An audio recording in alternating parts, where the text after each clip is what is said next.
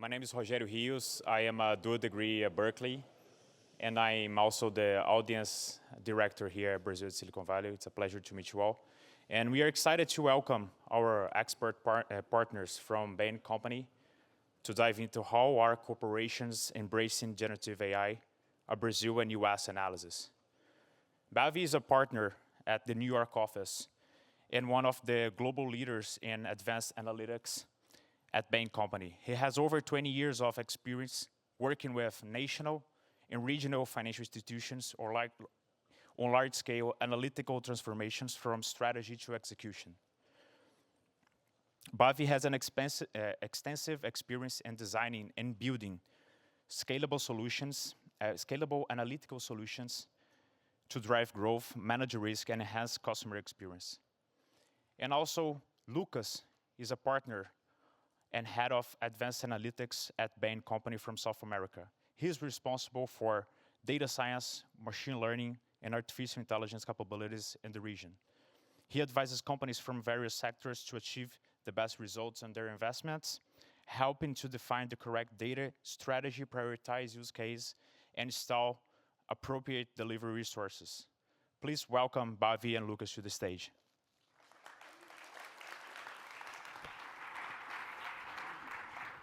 Thank you very much. It's a pleasure to be here, Brazil at Silicon Valley.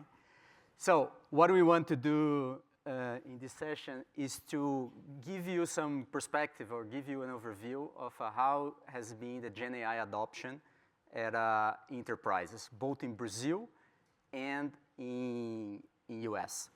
And we're going to do this based on surveys. So we have a quarterly survey that we run in U.S.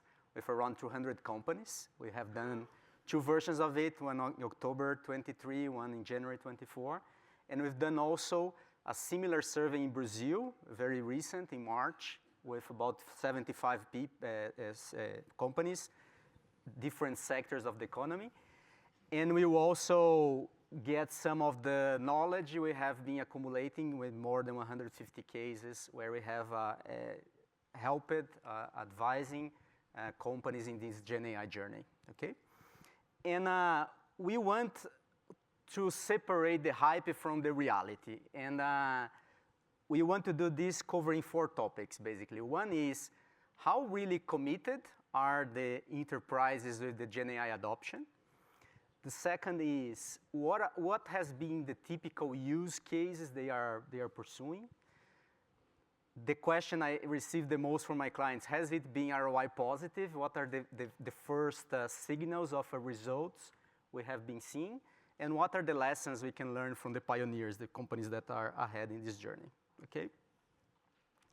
So starting with the first question, if there is one consensus among the leaders we interviewed, it's that this technology is transformative and that in a couple, if we take like the next 3 to 5 years, it will probably change some business models. And the disruption will happen from both fronts. You have a disruption on the costs with 65 to 70% agreeing that the cost structure of their industries will somehow change, but also on the differentiation and the experience side, also because these can create whole new experiences for clients.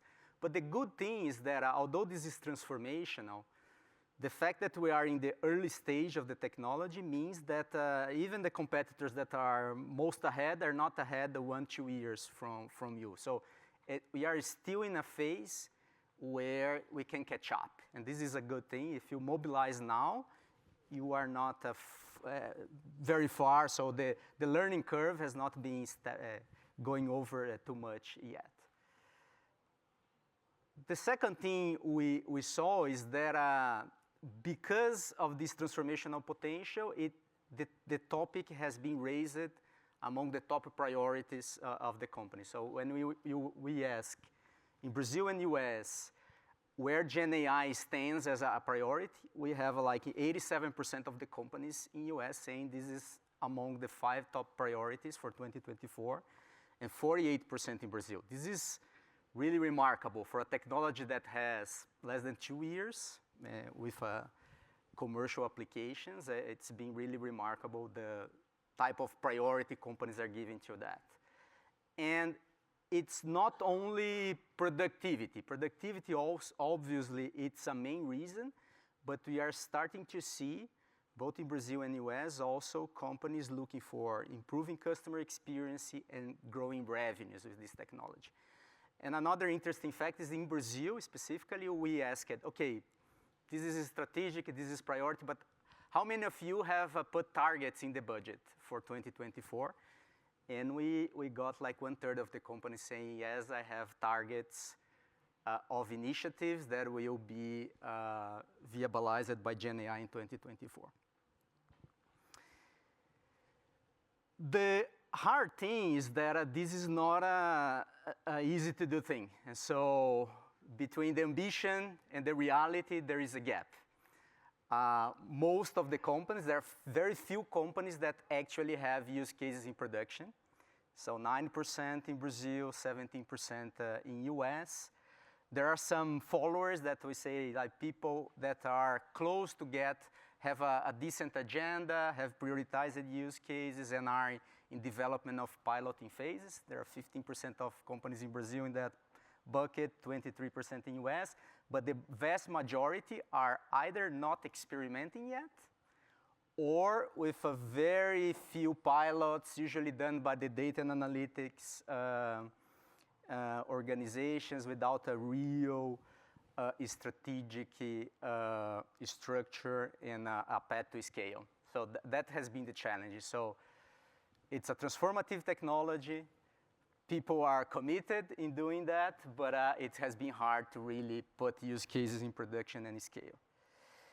And the difficulties are different depending on the market. If you talk to the Brazilian companies, 62% say that the most important reason that make the adoption slower is lack of talent. We don't have the expertise inside the organizations to really work with these models and make this happen. In US, it's more on the output quality, so the reliability of these models, the topics like hallucination, that then leads to also data security and privacy concerns. So because I don't necessarily still master how to deal with these models, and sometimes I get the answers that I don't expect, I put a lot of more emphasis on the risk side and all the considerations that I need to have in order to this work properly.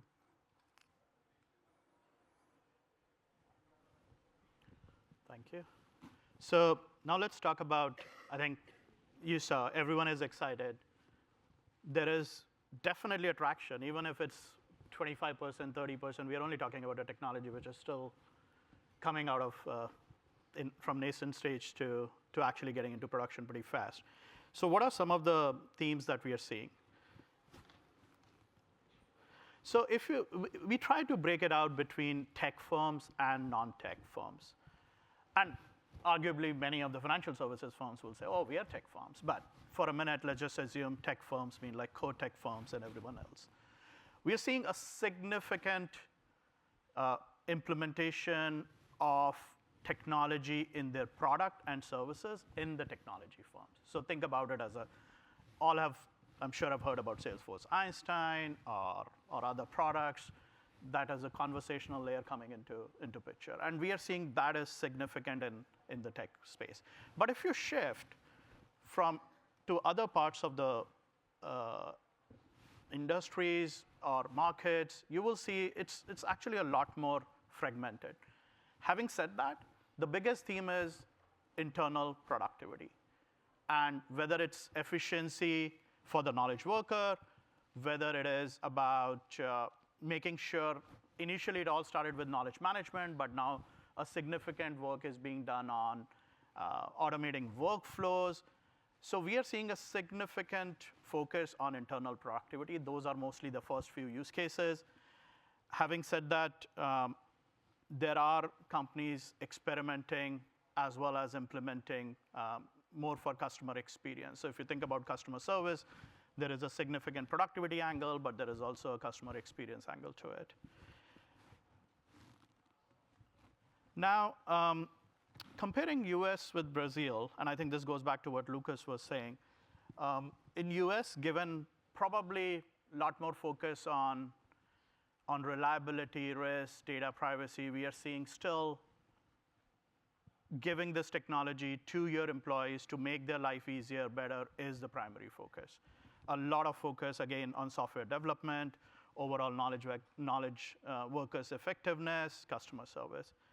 Interestingly, in Brazil, and this was like definitely something which we also didn't expect as much, you will see, at least in aspiration, a lot more customer-facing applications, at least is in the aspiration. Now, whether that is already in implementation or not, you can see some of those numbers, but that's a big difference that we see, at least in the US and Brazilian market. Having said that, obviously, the productivity applications are in both geographies. I'm sure this is probably a small list. We ourselves are working with more than 150 organizations across the globe on these technologies. You will see significant success on natural language interfaces. That is probably given with the nature of this technology. Klarna reported very recently significant numbers, like I think almost 70–80% reduction in their customer service contacts and satisfaction improvement. Marketing, this was Coca-Cola. This is public, so I can talk about it. We started working with them way back in February of last year. They launched a campaign, and now they are figuring out how to improve their marketing effectiveness using generative AI. It's a big program there. Many applications in financial services, frontline productivity. Morgan Stanley is a public information. They are arming all their advisors with better knowledge. Everybody had knowledge management before, but they were not as useful. Now they have thousands of these policies, procedures, information on their markets that is at the fingertips of the advisors. And at Bain ourselves, we changed our knowledge management tool. We used to have a very simple search where we could go and look for information. Now we can ask questions, and all our information is there, and we can get all our new consultants, ACs coming up. They can actually learn pretty quickly. Now, having said all of this, you also have to remember this all needs to be done in a pretty responsible data security, privacy way, right? And it's easier to say all this, but it takes time. And that's what we are seeing in the market. We are seeing everyone experimenting, more or less. There are only 10, 15, 20% of the organizations which have gone to a point where they're past the pilot and are scaling it. Very well. And then the question we receive a lot is, okay, but what about the business results that this technology is driving? And it's been a hard question to answer because everything is new. You have a lot of companies still experimenting. So what we started to do is, for some of our clients, we have the opportunity to really map the use cases across the whole organization and do very diligent business cases around that. So here what you see is a selection, it's a sample of 9 clients across different industries and geographies where we had the opportunity to do that. And this is still on paper, right? This is business cases. This is the aspiration that companies have on GenAI impact when you sum the impact of several use cases across the organizations, both on the productivity side as well as on the revenue side. So we see there is a dispersion here from 2 to 27% impact on EBITDA, but we can say majority of the cases stay between 10–15%. So this is the kind of a guidance that the companies are looking for GenAI impact. And the second thing is we measure the results of some concrete pilots as well. So starting on the left side, you see the productivity impact of some use cases. So it depends a lot on the use case because typically GenAI automates some activities. It doesn't automate the whole job of a person. And so we see In some cases, yes, you can have a 90, 80, 90% savings gains. These typically are very operational tasks. For example, someone onboarding a new customer on the call center. These are activities that you probably can aim to automate 100%. Whereas in other cases, we see more about 20, 40. These are typically more knowledge activities. Think about the activity a consultant does or a lawyer does. Yes, you can automate most of the research, writing aspects of that, but you won't automate 100% of what a lawyer or a consultant does. So, and then you stay with numbers more around 20, 40%. So this is on the productivity side. We also have measured the experience or the customer side, and we've seen very good results there too, both in terms of people claiming a better experience. So for example, we are working with a client where they use it to go with a legacy technology. Now they're moving to GenAI, and the employees relate like 50% better NPS when they work with the new system compared with the previous one. We are seeing the sales and marketing also very encouraging signs of customers engaging more, and even like an upside on clicks and conversion, and also like a reduction in the time it takes to do certain process like regulatory approvals, classification, etc. So early to say, but encouraging results that show that this technology potentially can have a significant impact on the bottom line. I think before we get into the learnings, one thing that I would emphasize is, and this is, I remember 12 months ago when we started having conversations with the clients, and there were all kind of numbers being thrown around, like 60% improvement in coding efficiencies or 70%. And I think what happened for a period of time, there was a lot of conversations. Oh, that means I can take away 60% of my developers or 50% of my developers. And I think it's important to note that most of the numbers that you would see being talked about and being mentioned are narrow use cases. So for example, I'll just take one example. So you think about a tech organization, or you think about tech organization in a large financial services. There are thousands of people. Yes, they are coding. Half of them are coding in Python. Half of them might be still in COBOL. There are people who are working on applications. So when we say 50, 60%, it doesn't apply across everywhere. And they're not spending all their time coding. They're thinking. So in the end, just that as an example, what we are finding is it ends up being like 10 to 15%, 20%, depending on what your mix is in terms of productivity. So very important when you look at any of these numbers, even some of the numbers as we present, don't think about it as, yes, that's true for everyone and it can apply. Broadly, as Lucas was mentioning, I think the most important thing is figuring out where you want to get started, how you can show some wins, and how do you build a muscle around it. OK, so what can we learn from some of the pioneers here? So we see multiple approaches, and none of them is, I would argue, none of them is wrong. I think there are, it just depends on what your appetite is, and more important thing is, the question that you're asking, do you have an ability to execute on it? So there are many organizations who are still talking about, let's first prove the ROI. Let's first, how can we pick something where we can demonstrate value quickly, whereas there is a buy-in to begin? And I think there is many organizations still in that bucket. There are others who are, let's pilot in few areas to experiment. And this you will see at least across the geographies. I think a lot of folks experimenting in productivity space, customer experience, but maybe 2 or 3 or 4 areas. And I think the important thing here is experiment in a sandbox is very different from a production.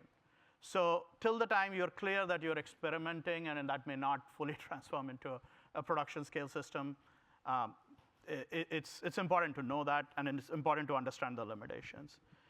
There are organizations, you saw 9 examples there, but there are many more who have said, we are going to go big.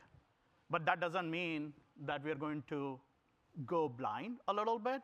We are going to go big. We are going to make a commitment. We are going to put an investment. They have allocated dollars outside of their regular budgeting cycles for this technology, but they are focusing on specific areas.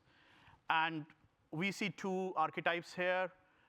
There are organizations who are saying, like, hey, I already know customer service is going to be great. I already know frontline productivity is going to happen. So I am going to go big, but let me just get started in those kind of proven areas. And then there are organizations who are saying, we need to go into the product and reinvent our product. And that's a much bigger bet than productivity. And that requires a lot more risk appetite. And I think fully ready to be bold, I wouldn't say there are many, but there are maybe 5 to 10% of the organizations who are putting together not only the funds, going into multiple use cases. It's a very complex structure, and it really depends on the industry. We are talking about IC2 patterns, regulated and non-regulated industries. In regulated industries, it's a very different pattern of how you're going to go about it versus non-regulated industries. But those are the 4 different postures. And I think, as I said, none of those are wrong. It really depends on the organization's appetite and commitment and journey to some extent. But where we are seeing more successes is probably in number 3, where people are committed but still being measured in terms of how they want to go forward. And I think this is probably not a surprise to anyone here. Like, most important is learn by doing. I think we do find organizations stuck into the conversation sometimes for 3 months. Theoretical conversations around risk, theoretical conversations around what controls we need to put in place, theoretical conversations around where is the most value. There is nothing better than getting started. So yes, you should have a strategy. Yes, you should plan for it. But I think the most important thing is get your hands dirty, whether it's by building certain things or by engaging startups or buying. But nothing works better than actually taking few use cases, running it through the pipeline, understand where your challenges are, understand how you can get to the value. So absolutely, probably one thing, if I have to say, it has to be learning by doing. There is another posture. People say, this technology is moving so fast, so why should I learn right now? Why wouldn't I learn like a year from now when things are much more stable?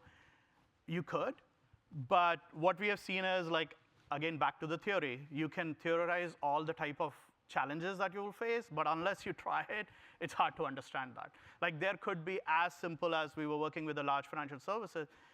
Nobody would expect that it uncovered like a very basic moving from QA to production challenge that they had for years, but for some reason it wasn't being surfaced. So there are things which are very monotonous, things which are very boring, that will come out of this, that will help you scale. And I think I'll leave with the 4 points. Prioritization is important. I think it is absolutely important where you want to focus your energy. If you are not doing that, this is not let 1,000 flower bloom in the organization. There is a part of that. So if you think about this technology, there are use cases that we talk about, like contact center or frontline productivity or customer experience. But then there are things like Microsoft Copilot or equivalent version of Google or equivalent other version, ChatGPT for enterprise. That is for everyone. There, yes, you should allow the technology to be in hands of everyone, but for certain use cases, you need to focus. The big question we are seeing in many, many organizations is around centralization and decentralization. Like, who should manage this? At least for now, we are seeing success with centralization. And the key reason being 2. 1, from a technology perspective, ability to build the platform. It's hard unless you have a very mature AI organization or teams in businesses. So we are seeing a lot more focus on centralization to start with. But that doesn't mean actually the use cases that are being done, they are being done with the businesses. But a lot more focus on centralization, 1, for the technology and the platform. And the second, in the regulated industries, mostly, for the risk perspective. You need to make sure that you are suddenly not signing up for a product or a capability that hasn't been vetted. So we are seeing a lot more centralization to start with. And when I say start with, it means you're starting with centralization.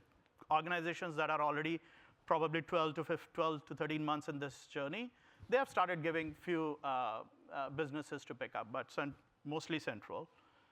Managing risks along the way, no doubt about that.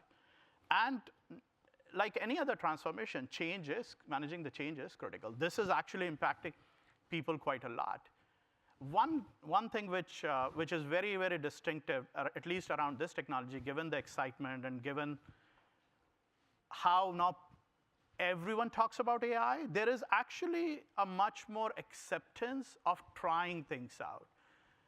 Like, I do not know how many, like in my 20 years of career, maybe for first 15 years, yeah, in an organization, maybe 20% of the people would understand what we are talking about, like data analytics, AI, Rest of the folks will be, yeah, tell me what the answer is, right?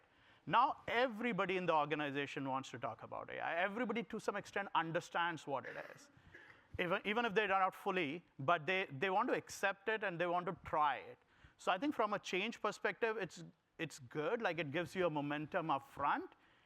But as people get to know more about it, there is obviously a concern around how is that going to impact my job? How is that going to change